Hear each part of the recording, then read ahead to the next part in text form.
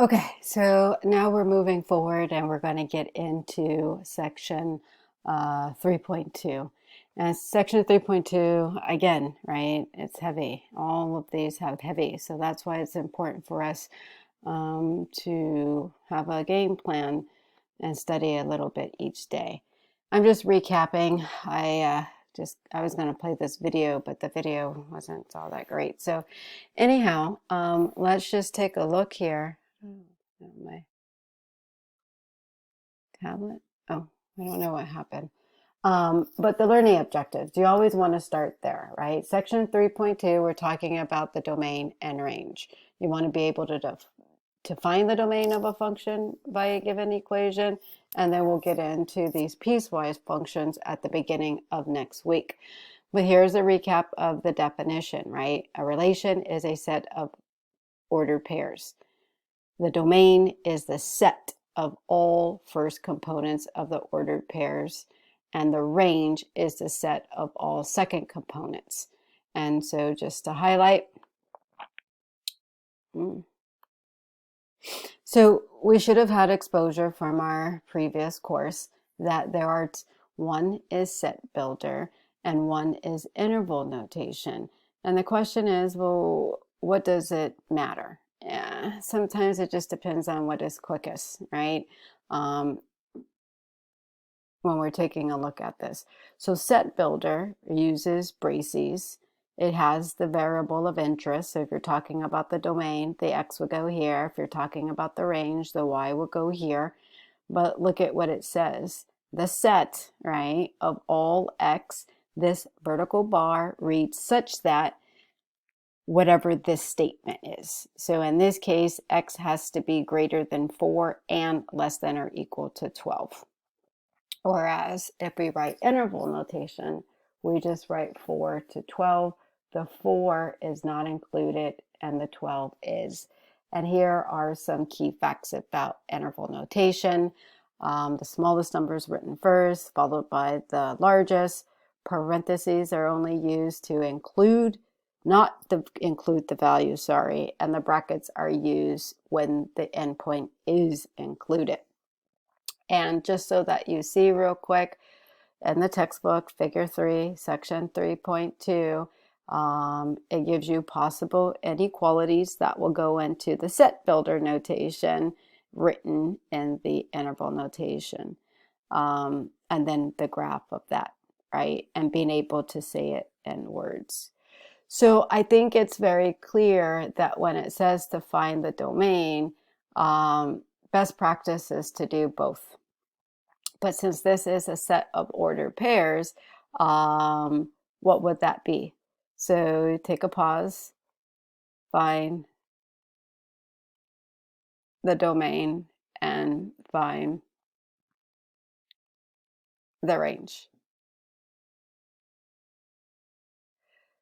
So when I take a look at this after you unpause, I see a -5, I see a 0, I see a 5, I see a 10, I see a 15. So it's important to say is, and then you have your braces, sorry, and you list them: a -5, 0, 5, 10, and 15, and close out with bracy. The range is, I see a 4, I see a 0, I see a -4, -8, -12. So you start small: -12, -8, -4, 0, 4, and then you close out your parenthesis. And this is what we call finite sets. You can literally count the elements in those sets, okay? Now we have different parent functions, and different parent functions are going to have different restrictions. So looking at this function, what kind of function is this called? A cube function. So you remember that basic shape of the cube from the last video is going to look something like this.